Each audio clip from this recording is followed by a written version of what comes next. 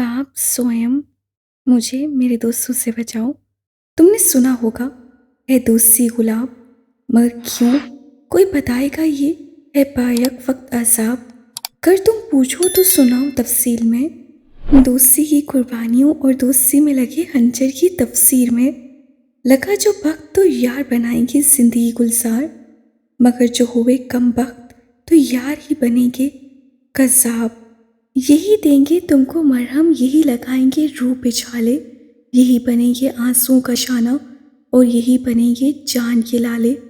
अगर तुम पूछोगे रहा जाए यारों के बगैर क्यों कर, तो मैं कह दूं तुमसे, तुम ही हो अपने सबसे बड़े यार। सुबह की पीली धूप ने गवादर को अपने हसार में लिया हुआ था।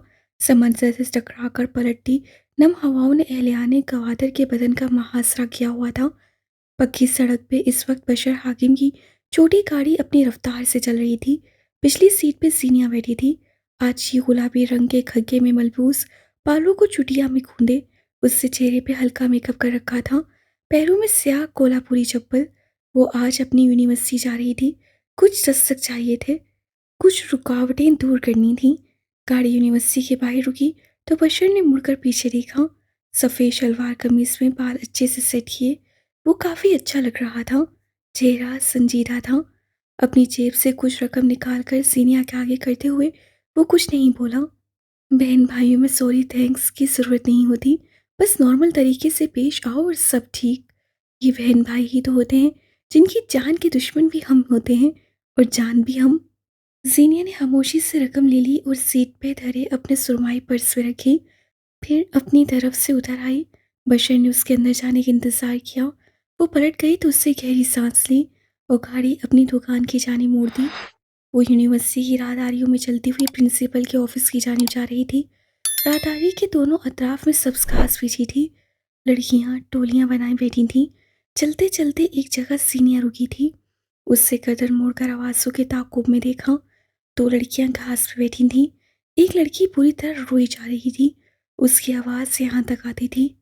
वो जोर जोर से रोती बस एक ही सतर दोहरा रही थी, वो मेरे साथ ऐसा कैसे कर सकता है, कैसे। पास बैठी दूसरी लड़की उसे दिलासा दे रही थी। उसकी पीठ थपक रही थी, साथ साथ खुद भी बेबसी से उसके साथ रो रही थी। सीनिया को ना जाने क्या हुआ था, वो बस उन्हें देखे गई। वो कभी इस तरह किसी के सामने रोई नहीं थी। किसी ने उसे इस तरह तसल्ली नहीं दी थी। कई लम्हे अजीब अंदाज में वो बस उन्हें देखती रही। सीनिया की आंखें उससे देखकर पथरा रही थीं। क्यों कभी किसी ने उसका गम नहीं बांटा था, क्यों किसी ने कभी उसे दिलासे नहीं दिए थे। यकदम उसके सहन में चमका हुआ, गम बांटने वाले तो दोस्त होते हैं, और सीनिया ने कभी दोस्त नहीं बनाए। वो चंद लम्हे वहीं खड़ी उन दोनों लड़कियों को देखती रही। रोने वाली लड़की अब दोस्त की किसी बात पे नम आंखों से मुस्कुरा रही थी। सीनियर सर झटक कर आगे बढ़ गई। कुछ देर बाद प्रिंसिपल के ऑफिस से अपने कागजात साइन करवाने के बाद वो बाहर आकर बेंच पे बैठी थी। संगी बेंच पे बैठी उस वक्त वो अपने कागजात अरेंज कर रही थी। यूनिवर्सिटी खाली खाली थी। ये क्लासेस का वक्त था। बस कुछ तलबा थे जो बंक मारकर बाहर घूम रहे थे। अरे जीनिया, तुम कब आई? मुस्कुराती खुशगवार आवाज़ पे सीनिया ने सर उठाकर देखा। उसके सामने प्रोफेसर समिया नवीद खड़ी थी। सीनिया उन्हें देखते हुए उठी थी। उस साथ चाहे कहीं भी किसी भी महफिल में मिलने, चाहे आपको पढ़ाए हुए कई बरस बीत चुके हों, उनको देखकर दिल में उठने वाला अदब हमेशा यकसा रहता है। कुछ देर बाद वो प्रोफेसर समिया के साथ उसी संगी बेंच पे बैठी इस्लामाबाद जाने की तफसील सुना रही थी। वो मुस्कुराते हुए सुन रही थी। दुनिया में माँ बाप के बाद सिर्फ उत्साह ही हो जाता है कि उसका शागिर्द आगे जाए, कामयाबी समेटे, दुनिया फतह करे। चंद गैर ज़रूरी बातों के बाद प्रोफेसर समिया बिलाखिर उस सवाल पे आई थी जो वो जीनिया को देखते ही पूछना चाहती थी। तुम ठीक हो जीनिया? क्या कोई मसला है? वो गौर से उसकी आंखों में देख रही थी। सीनिया के चेहरे पे कई रंग आकर गुजरे थे। उससे बदिक्कत अपनी मुस्कुराहट कायम रखी। मसाइल किसके साथ नहीं होते मैडम? इंसान अपने साथ मसाइल हमेशा लाता है। मसाइल बहुत जैसे होते हैं सीनिया। सही वक्त पे सही इंसान के साथ ना बांटे जाए तो कमर तोड़ देते हैं। क्या तुमने बांटे? सीनिया तंजिया मुस्कुराई थी। मैं अपना सही इंसान हूँ मैडम। मुझे फौज बांटने के लिए कंधे नहीं चाहिए हैं। मुझे पता होता है कब क्या करना है। उसे धीरे से कंधे उचकाए। मैडम अब भी उसे नर्म नसों से देख रही थी। हर इंसान अपना सही इंसान होता है। हर इंसान को अपना बोझ ढोना होता है। वो रुकी, सीनिया के चेहरे को देखा। हर इंसान मजबूत होता है बेटे, लेकिन एक वक्त आता है जब इंसान थक जाता है। उससे कंधे बोझ से थक जाते हैं, दिल रासों से भर जाता है। पीली चमकीली धूप में बैठी वो औरत बोल रही थी और सीनिया गौर से सुनी गई। एक वक्त आता है जब आपके आइडियाज सड़ने लगते हैं, दिमाग मौफ होने लगता है। तब एक इंसान होता है जिसके आइडियाज काम आते हैं। एक वक्त आता है जब मजबूत से मजबूत इंसान भी थकने लगता है, और तब उसका हाथ पकड़कर एक शख्स उसे अपने पास बिठा लेता है। हर इंसान की एक इस्तात होती है, सोचने की, समझने की, हल निकालने की, बोझ सहने की। उससे बढ़कर बोझ पड़ने लगे तो बांट लेना चाहिए। किससे? सुनहरी आंखों वाली लड़की ने पूछा। दोस्त से। बोझ दोस्तों से बांटे जाते हैं बच्चे। चंद लम्हे वो तसबसब से उनका चेहरा देखती रही, फिर धीरे से बोली, जीनिया ने कभी दोस्त नहीं बनाए मैम, और मुझे नहीं लगता मुझे ज़रूरत है। I am strong enough. Madam ने संजीदगी से उसका चेहरा देखा। आसपास अब तलबात का शोर बढ़ रहा था। क्लासेस से निकल निकल कर आते तलबा, चमकदार धूप, जरा फासले पे बनी कैंटीन से आती समोसे और चाट की खुशबू, और उन सब के दरमियान संगी बेंच पे बैठी दो औरतें। इस दुनिया के सबसे मजबूत इंसान कौन थे? हज़रत मोहम्मद सल्लल्लाहु अलैहि वसल्लम। जीनिया ने तुरंत जवाब दिया, जानती हूँ। उन्होंने ताइफ के लोगों से इतने पत्थर खाए कि उनकी जूतियाँ खून से भर गईं। उनके अपने रिश्तेदार, शहर के लोगों ने उनसे मुंह मोड़ लिया। लोग उन्हें जादूगर कहकर उनके शहर से खौफ खाने लगे। इस्लाम की खातिर उन्होंने इतनी सख्तियां झेली कि जिसकी कोई हद नहीं। क्या उन्हें जरूरत थी हजरत अबू बकर सदीक को अपने साथ हिजरत पे ले जाने की? एक लम्हे के लिए जीनिया सांस नहीं ले सकी। सारी खुशबुएं दम तोड़ गईं। आसपास के सारी आवाज़ें रुक गईं। वो बस मैडम समिया को बोलते हुए सुनती रही। नबी करीम दुनिया के सबसे मजबूत इंसान थे, मगर फिर भी अपनी बातें अपने दोस्तों से शेयर करते थे। अपना दुख उन्हें सुनाते थे और उनका सुनते थे। अल्लाह ने रिश्ते दिए हैं, उनकी नाकदरी करना या फिर उनके साथ मुखलिस ना होना बुरा होता है बेटा। वो बोलकर खामोश हुई तो जीनिया को देखा। वो मरऊब नहीं हुई थी, वो बस उलझ गई थी, या फिर वो मज़ीद उलझ गई थी। मजबूत से मजबूत इंसान के गिर्द भी एक बाउंड्री होती है, और वो बाउंड्री जो उसका वीक पॉइंट होता है, उस जगह आकर इंसान को रुक जाना चाहिए। हदूद को क्रॉस करना हर बार अच्छा नहीं होता। वो शायद तंबी कर रही थी, हर बार बुरा भी नहीं होता। अब के सीनिया के बोलने की बारी थी। आंखें छोटी किए उन्हें देखते हुए कह रही थी। खुशबुएं एक बार फिर उनके वजूद का मुहासरा कर रही थीं। आपने रेस का मैदान देखा होगा मैडम, रेस होते हुए भी देखी होगी। एक सुर्ख पट्टी, वो जीत की हद होती है, लेकिन कोई अगर उसे पार कर दूर तक दौड़ता हुआ भी चला जाए, तब भी उसे रोका नहीं जाता। वो फातह ही रहता है। हदूदें मायने नहीं रखती। जब मकसद ऊंचाइयां हों तो बाउंड्रीज नहीं देखी जाती। मैडम समिया उसकी बात पे मुस्कुराई थी, लेकिन अभी वो स्टूडेंट पैदा नहीं हुआ जो अपने टीचर को लाजवाब कर सके। आता, अगर रेस जीत कर मजीद 10 किलोमीटर भी दौड़ ले तो फायदा कुछ नहीं होता। जीत वही रहती है, इनाम वही रहता है। बाउंड्री क्रॉस करके वो खुद को बस मजीद थकाता है, और कुछ नहीं। अब कि वो कुछ कह ना सकी। हिफ़्फ़त से गर्दन दाएँ-बाएँ हिलाते हुए वो चुप हो गई थी। कुछ देर मज़ीद समिया सीना के पास बैठी रहीं, फिर उठकर अपनी क्लास की जानिब चली गईं। सीनिया ने पुरस्कून नज़रें उठाकर गवादर का आसमान देखा था। धूप उसकी आंखों को चुंधियाई दे रही थी। बस कुछ दिन और फिर मैं इस्लामाबाद की मीठी धूप और बुलंदियाँ। वो अपने आप में बड़बड़ाई। मोबाइल बैग से निकालकर हैंड फ्री लगाए। अब वो दुनिया और माफिया से बेखबर थी। कानों में किसी अंग्रेज गुलकारा की आवाज़ गूंज रही थी। Who says, who says you are not perfect, who says you are not worth it, who says you are not strong enough. आखिरी सतर गाने की नहीं थी। पराग हनीफ का पेंट हाउस सुबह के इस पहर खामोश था।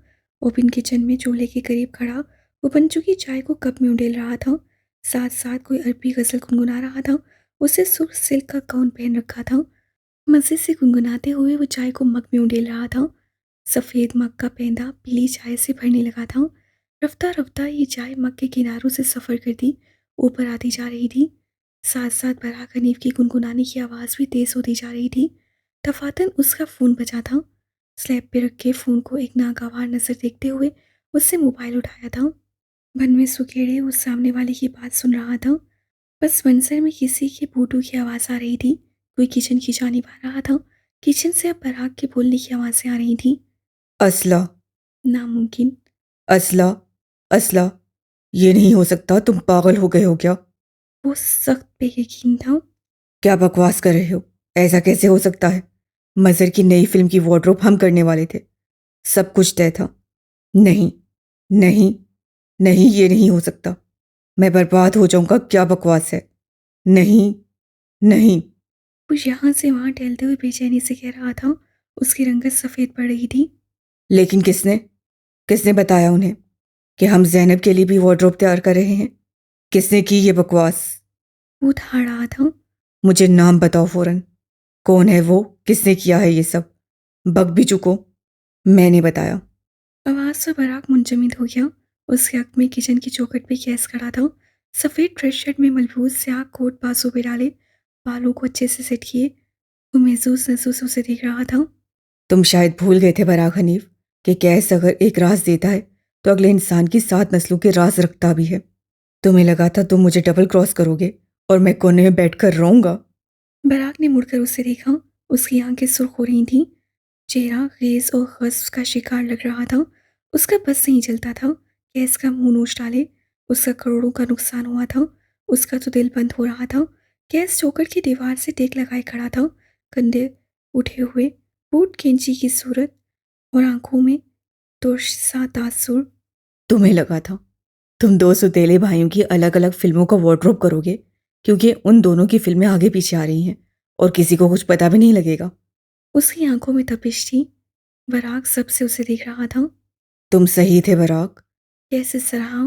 तुम बिल्कुल सही थे। उन दोनों नफरत ज़दा भाइयों को बिल्कुल भी ना बात पता चलती है अगर मैं ना बताता। बिल्कुल उसी तरह जिस तरह वासिफ मुनीर को अगर तुम सच ना बताते। मेरे बताने से तुम्हारा कोई नुकसान नहीं हुआ। बराग पूरी कुव्वत से चिल्लाया था। उसका बस नहीं चलता था। गैस के टुकड़े टुकड़े कर दे। गैस मुस्कुराया। तुम सही कह रहे हो। मेरा कोई नुकसान नहीं हुआ क्योंकि मैं सिर्फ गुनाह नहीं करता, मैं अपने गुनाह को ऑन भी करता हूँ।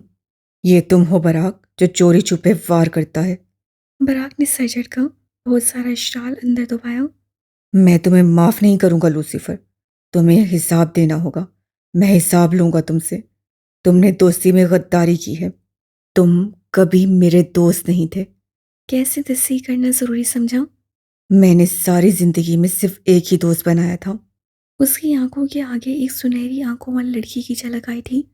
तुम सब बराक, सारी दुनिया तुमसे या तो मेरा मुकाबला है या मुझसे आगे हो या पीछे। तुम में से कोई भी मेरे बराबर नहीं। मेरे बराबर सिर्फ वही थी, मेरी दोस्त। उसे मुझे गिराना पसंद नहीं था। वो मेरे आगे बढ़ने के लिए दुआएं करती थी। तुम लोगों की तरह मुझे गिराती नहीं थी। वो आगे को हुआ। बराग की ऊंच झलकाती आंखों में देखा। आइंदा मुझे अपना दोस्त नहीं कहना क्योंकि गैस को दोस्तों की जरूरत नहीं है। वो कहकर चंद लम्हे वहीं खड़ा उसके तासुरात देखता रहा। फिर आगे बढ़ गया। बराग ने उसके जाने के बाद चेहरे पर हाथ फेरा। वो सख्त मुस्तरब नजर आता था। ये डील उसकी जिंदगी की बेहतरीन डील्स में से थी। आह, गैस, आह, तुमने क्या कर दिया? वो बेचैनी से यहाँ से वहाँ टहल रहा था। दफातन वो बिल्कुल ठहर गया। आंखें अब की चमक उठी थीं। लब शैतानी मुस्कुराहट में ढल गए। वो वापस स्लैब तक आया।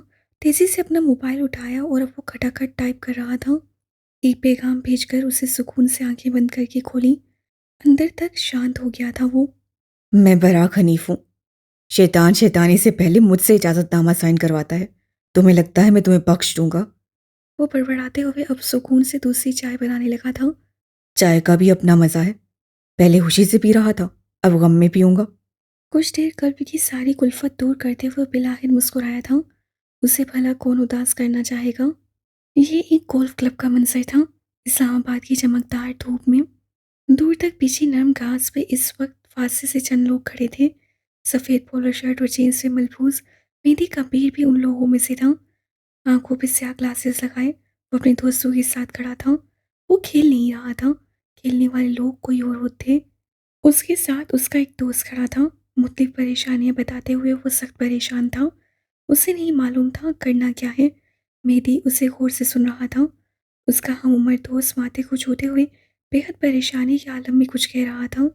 मेहदी गायब दिमाग होने लगा। वो इस वक्त किसी को सुनने की पोजीशन में नहीं था। उसके अपने 1000 मसाइल थे। वही मसाइल सुनाने के लिए इस वक्त वो यहाँ आया था, अपने दोस्त के पास, बल्कि अपने ढेर सारे दोस्तों के पास। अभी दुनिया का ऐसा कोई मुल्क नहीं बना होगा जहाँ मेहदी के दोस्त ना फैले हों। उसके गिर्द हमेशा लोग रहते थे, सुनने वाले, समझने वाले, लेकिन शायद कोई भी उसके लिए नहीं था। तुम कोशिश तो करके देखो, अपने अब्बा से एक बार बात करो, देखना वो तुम्हारी सुन लेंगे। मुझे इतने सख्त नहीं लगते वो। बिलाहिर मेहदी ने एक हल पेश किया था। नहीं यार, नहीं कर सकता मैं बात। काश तुम मेरा मसला समझ जाते। वो शख्स झुंझलाया हुआ था। काश तुम समझ पाते कि हम मिडिल क्लास लोग हैं। हमारे साथ मसाइल नहीं होते हैं, मसाइल के साथ हम होते हैं। थोड़ी देर की मज़ीद तकरीर के बाद वो चला गया था। मेहदी भी ज़रा फासले पे बने पूल की तरफ आ गया। कुर्सी पे बैठते हुए उसने अपना इंस्टाग्राम खोल लिया। मसाइल के नाम पर उसे एक लड़की याद आई थी। फिर उसका ब्लॉक करना याद आया। वो बेख्तियार मुस्कुराया था। उस लड़की को तंग करने में बहुत मज़ा आता था। उसने फ़ौरन सीनिया का इंस्टाग्राम खोला और मैसेज टाइप किया। उम्मीद है तुमने सुबह उठते हुए जहर की बजाय चाय पी होगी। पैगाम सफ़र करता हुआ गया, बलूचिस्तान की फ़िज़ाओं में पहुंचा और फिर सीनिया के मोबाइल पे जगमगाया। वो बशर के साथ गाड़ी में थी, अकबी नशिस्त पे। पैगाम की टोन बजी, गैर शनासा अकाउंट, लेकिन जाना पहचाना अंदाज। पैगाम को पढ़ते हुए उसकी भुन में सुकड़ गई, उंगलियां हरकत में आईं। चाय में जहर, आइडिया अच्छा है। अगली बार अगर कभी आप बलूचिस्तान आए तो ज़रूर रसवाऊंगी। दूसरी जाने मेहदी उसका जवाब देखकर मुस्कुराया था। मेरी चाय में जहर डालोगी? लड़की, मैं मेहमान हूँ। हर मेहमान की एक्सपायरी डेट एक दिन होती है। इससे ज़्यादा रहने वाले बोझ होते हैं, या फिर ठीक। सीनिया के पास हर बात का जवाब था। अब के मेहदी फिर से हंसा था। ये लड़की उसका गम से निकलने का जरिया बन रही थी। तुम मेरे शहर आ रही हो, क्या मैं इस जहर वाले आइडिया को अपने लिए इस्तेमाल कर सकता हूँ? कोशिश करके देख ले। मैं जहर से बड़ी जहर हूँ। कहीं आपका जहर ही सबसा पड़ जाए। गोल्फ क्लब में बैठा मेहदी फौरन जवाब लिख रहा था। गाड़ी में बैठी सीनिया खटखट टाइप कर रही थी। इस्लामाबाद से गवादर आने वाली हवाओं ने नासमझी से इस संगम को देखा था। चंद पल मेहदी ने कुछ नहीं लिखा। सीनिया की जानिब से भी खामोशी रही। फिर मेहदी की उंगलियों ने सुसरोई से टाइप किया। क्या मैं तुम्हें कॉल कर सकता हूँ? मेरे सवालों के जवाब तुम्हारे पास होते हैं। सीनिया के मोबाइल पे मैसेज चमका तो एक पल को वो ठहर गई। बशर उसकी जाने मुतवज्जा नहीं था, सो वो आराम से टाइप कर रही थी। अगर एक बार फिर ब्लॉक होना है तो ज़रूर करें। लंबी सतह का पैगाम। मेरी धीरे से हंसियाँ। आपके पास ढेर सारे दोस्त हैं, मुझसे जवाब क्यों चाहिए? अब की ठहर जाने की बारी मेहदी की थी। ढेर सारे दोस्तों का होना भी ढेर सारा मसला होता है। मुझे समझ ही नहीं आ रहा मैं इस वक्त किसे बुलाऊं। मेरे लिए कौन आएगा? शायद कोई नहीं। वो टूटी छोटी सतरें लिख रहा था। आंखों में आसूदगी थी, चेहरा परेशान। जब आपके पास ढेर सारे दोस्त हों, तब आपके पास सिर्फ एक इंसान ऐसा होना चाहिए जो आपका गो पर्सन हो। मेरे पास ऐसा कोई नहीं है। अब की बार उससे एक लंबा पैराग्राफ लिखा था। सीनिया के मोबाइल पे चमकते अल्फाज उसे किसी और ही जहान में पहुंचाए हुए थे। चंद पल मैसेज को तकते रहने के बाद अब वो दोबारा लिख रही थी। मैं 9वीं जमात में थी जब हमने एक सबक पढ़ा था। मुझे मेरे दोस्तों से बचाओ। सारा सबक पढ़ लिया, सबक भूल भाल गई, लेकिन नहीं भूला तो ये नाम। उसकी लंबी नाखूनों वाली सफ़ेद उंगलियां पैगाम लिख रही थीं। मुझे हमेशा लगता था कोई इंसान अपने ही दोस्तों से क्यों बचना चाहे। दोस्त तो आपका को पर्सन होते हैं जिनके पास आप हर मुसीबत और खुशी में जाते हैं। लेकिन आज मुझे उस सबक का मतलब पता चल गया है। उससे पैगाम भेजा। मेहदी बेकरारी से पढ़ने लग गया। आखिरी लफ्ज़ पे वो रुका। पैगाम मुकम्मल नहीं था। सीनिया की चैट में अब 3 नुक्ते नजर आ रहे थे। शानी वो लिख रही थी। अगले मिनट स्क्रीन एक बार फिर रोशन हुई। ज़रूरत से ज़्यादा चीज़ें अज़ाब होती हैं और आपने ज़रूरत से ज़्यादा दोस्त पाल लिए हैं। सोने पे सुहागा, आप उनके अल्फा हैं। मैं आपकी हालत समझ सकती हूँ। आखिर में जैसे वो उसका खत उठा रही थी, मेहदी के चेहरे पे नापसंदीदगी फैली। उसकी उंगलियां तेज तेज टाइप करने लगी। तुम्हें बहुत मज़ा आता है किसी की हालत देखकर खुश होने में। कैसी इंसान हो तुम? कोई फीलिंग्स हैं या नहीं? अंगूठे को जोर से स्क्रीन पे मारकर पैगाम को बलूचिस्तान रवाना किया, गोया अपने गुस्से का ऐलान किया हो। इस्लामाबाद से आए पैगाम की ताज़ीम की गई। सीनिया ने सुनहरी आंखों से पैगाम पढ़ा। मुझे बहुत मज़ा आता है उन लोगों की हालत देखकर जिन्हें अल्लाह ने अपना दिमाग दिया, दिल दिया, अज़ा दिए, टांगे और हाथ दिए, लेकिन फिर भी उन्होंने दोस्ती नामी बला पे इंतज़ार किया और फिर बाकायदा ख़वार हुए। यही होना चाहिए था। पैगाम भेज के सीनिया ने सीट से टेक लगा ली। बशर किसी से फ़ोन पे बात करते हुए गाड़ी चला रहा था। उसका ध्यान अब भी यहाँ नहीं था। सोचो, अगर यही मैसेज मैं तुम्हारे दोस्तों को भेज दूँ, तो तुम क्या करोगी? वो तुम्हारी अपने बारे में राय जानकर क्या कहेंगे? अंग्रेज़ी में लिखा पैगाम, बल्कि धमकी। जीनिया ने कभी दोस्त नहीं बनाए, न बतौला जवाब। मेरी ने सीनिया का जवाब देखा। एक लम्हे को वो सोच में पड़ा। अब के लिखते वक्त उसका चेहरा मुख्तलिफ था, संजीदा और लाइफ कोच वाला। अगर कोई इंसान किसी बात का जवाब सिर्फ एक सत्र में दे, तो या तो उसके लिए उस बात की बहुत ज़्यादा अहमियत होती है, या फिर वो उस जिक्र से बचना चाह रहा होता है। उससे पैगाम भेजा। हर लफ्ज़ के साथ सीनिया के चेहरे का रंग बदल रहा था। वो बेचैन हो रही थी। तुम, जीनिया, तुम झूठ बोल रही हो। ऐसा कभी नहीं होता कि इंसान ने कभी दोस्त ना बनाए हों। हाँ, ये अलग बात है कि उन दोस्तों ने आपको छोड़ दिया या फिर आपने उन्हें छोड़ा। गोल्फ क्लब की सबज घास, लोग, बातें सब दूर चला गया। वो मुनहमिक सा टाइप कर रहा था। क्या उसने तुम्हें छोड़ा है, जीनिया हाकिम? सवाल थप्पड़ की तरह सीनिया की गाल पे लगा था। मोबाइल पे ग्रिप ढीली हुई। उसकी आंखों के आगे से आंखें आईं, वाहिद दोस्त की आंखें, वो जिसे वक्त की रफ्तार उससे धो ले गई। किसी ने मुझे नहीं छोड़ा, कोई मुझे छोड़ ही नहीं सकता। आह, ढिठाई। क्या तुम उसे याद करती हो? क्या तुम चाहती हो वापस आ जाए? हर ये सही, मैं किसी की वापसी का इंतजार नहीं कर रही। मैं किसी को याद नहीं करती। कोई मेरा दोस्त नहीं है। हमारे तैश की उसकी उंगलियां कांप रही थीं। चेहरा सुर्ख हो रहा था। उससे तुम्हें छोड़ दिया, जीनिया। क्या तुम उससे नाराज हो? तुम सिर्फ नाराज हो। अगर वो वापस आ जाए तो तुम उसे माफ कर दोगी, है ना? सीनिया मर जाती है, माफ नहीं करती। जो जिंदगी से चला गया वो मर गया। उसका तनफ्फुस तेज हो रहा था। चेहरा सफ़ेद पड़ रहा था। कोई था जो याद आया था और अपने साथ ढेर सारे गम लाया था। तुम्हारी झूठी अना बीच में आ गई है ना? उससे तुम्हारे पास आने की कोशिश की होगी। तुम्हें उसे माफ कर देना चाहिए था। दोस्तों को माफ कर देते हैं। आखिरी बात में जैसे नर्म तंबी थी। अब के सीनियर की बस हो चुकी थी। उसे बगैर किसी जवाब के ब्लॉक का बटन दबा दिया। टाइपिंग के 3 नुक्ते अब नजर नहीं आ रहे थे। मैसेजेस की जू जू से थरथराने वाला मोबाइल खामोश हो गया था। साकित, साकिन। वो अब मज़ीद उस शख्स को नहीं सुनना चाहती थी। ये आईना था, सच दिखाने वाला आईना। जीनिया उसके सामने अपना अक्स नहीं लाना चाहती थी। दूसरी जानिब गोल्फ क्लब में लंबी कुर्सी पे बैठे मेरी ने ढेर सारे पैगाम लिखने से अपनी उंगलियों को रोका। एक बार फिर you can't reply to this conversation वाले मैसेज को देखा। मेरी गंभीर आज जिंदगी में दूसरी बार ब्लॉक हुआ था। लड़की वही पहली थी। ग्लास वॉल वाले ऑफिस में अपनी पावर सीट पे बैठे एक ऐसे सफ़ेद ड्रेस शर्ट पहन रखी थी, कोट हमेशा की तरह स्टैंड पे टंगा था।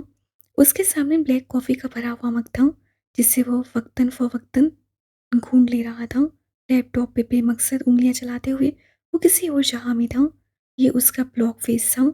उसके पास आइडियाज थे, उसके पास वक्त था, तवानाई थी, लेकिन फिर भी वो काम नहीं कर रहा था। घंटों बैठकर स्क्रीन को तकना और काम ना कर पाना, ये दुख या तो एक लिखारी समझ सकता है या फिर एक आर्टिस्ट। दफातन ऑफिस के दरवाजे पे दस्तक हुई थी, यूं जैसे किसी ने उंगलियों की मदद से टक टक की हो। कैसे बेदम होकर सर को सीट की पुश पे गिरा दिया। उसे खुद पे गुस्सा आ रहा था। उसे अपने काम पे गुस्सा आ रहा था। दस्तक एक मर्तबा फिर से हुई। आ जाओ हबीब। वो झुंझलाया। चेहरे के साबी बिगड़ गए। दरवाजा अब खुला था। बुरा सा मुंह बनाए सफ़ेद स्याह लेडीज टू पीस सूट में मलबूस अदीबा अद्दी दिखाई दी।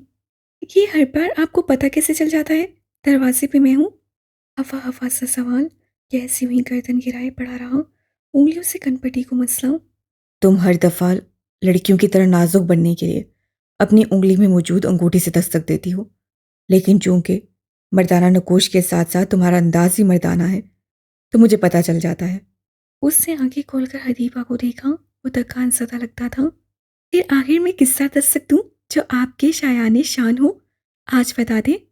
मेरे शायाने शान वो होगी जो बगैर दस्तक के दरवाज़ा फाड़ने के अंदाज में अंदर आए और मुझे फिर भी बुरी ना लगे। उसका लहजा बैठा हुआ था। शायद वो काफ़ी दिक्कत से नॉर्मल बनने हुए था। अदीबा ने बुरा मुँह बनाया।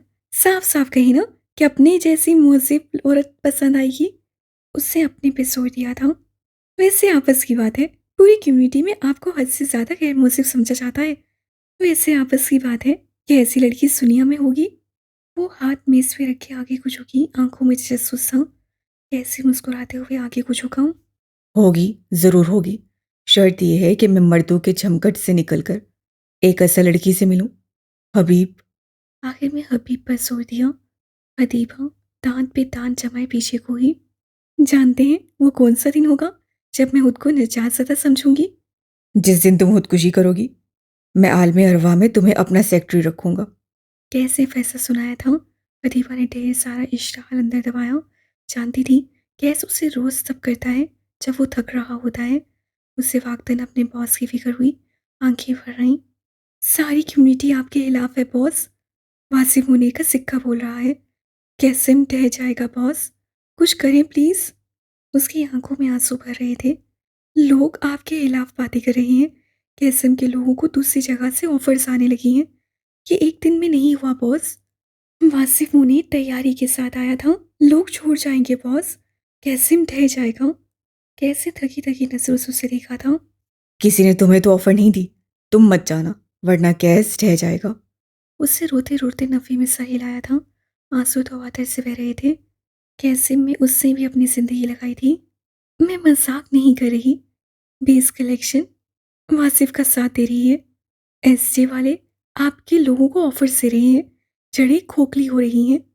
जुकाम सदा रंज में डूबी आवाज। आखिर ये सारी दुनिया मेरे खिलाफ क्यों होने लगी है दीपा? ये कोई और गैस था?